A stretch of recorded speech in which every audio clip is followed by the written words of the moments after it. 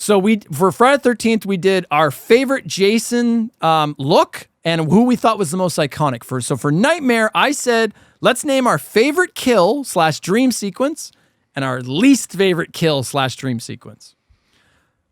What is your favorite kill / dream sequence in the entire franchise? So my favorite kill is Taryn. She's the one with the needles. I not only does he kill her, but almost the shame that gets left over that she wasn't able to. Everyone's going to think she died of an overdose, which she didn't. So it's kind of tragic. Not only does she die, but everyone is also going to think that she lost her battle with it. I thought that one hits hard, and I thought it was really. And the way it plays out, that is totally one of the most iconic moments, like dream sequences where, hey, want to get high, and all of a sudden she's fighting so hard. It's such a cool shot.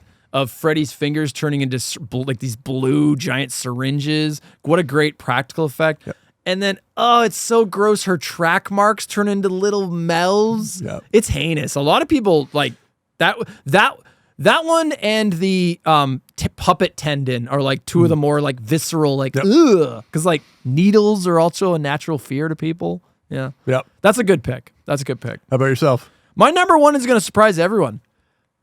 Mark's kill in Nightmare on Elm Street 5. I love the comic book kill. I think, for me, one of the things, like, I think I already said this at the beginning of the video. Friday the 13th, I love it. Nightmare on Elm Street, it holds a special place in my heart. And for me, what makes Nightmare on Elm Street special is the level of creativity that they put into these movies. They're so creative. They're so visual. It's not just a guy getting stabbed. It's not just a guy getting his head cut off.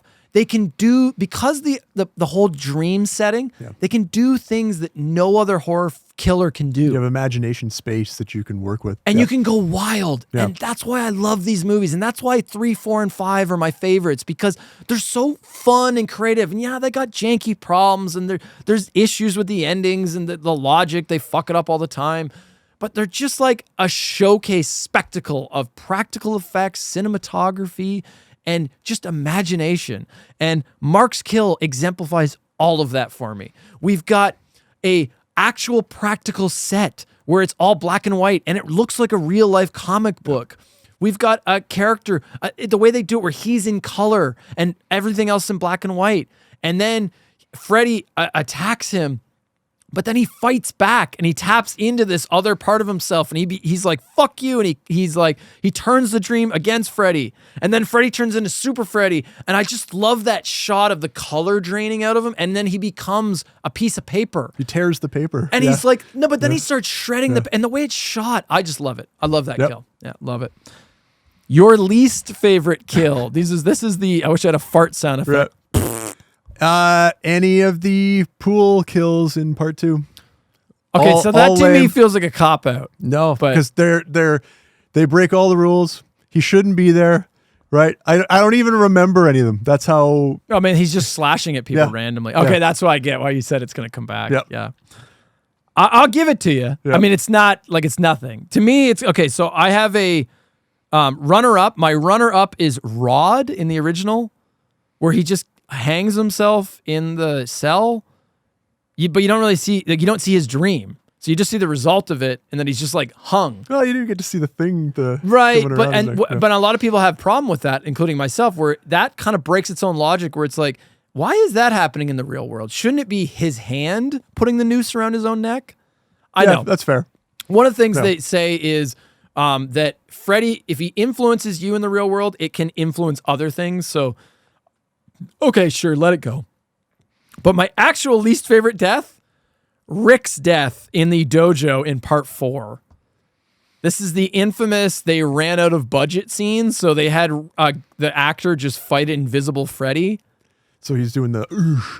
It's so bad. So they established Rick as a martial arts god, and he's like a kung fu karate guy, and how he gets there is amazing. That's the whole elevator shot. Yeah. And then he gets to this dojo, and it's like, it's like a, dojo in the clouds, kind of dream dojo. And it's like, that's a pretty cool setting for what could be a good dream sequence here.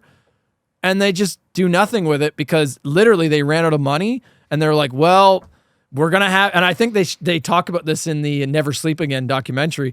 They're like, well, just pretend you're fighting an invisible Freddy.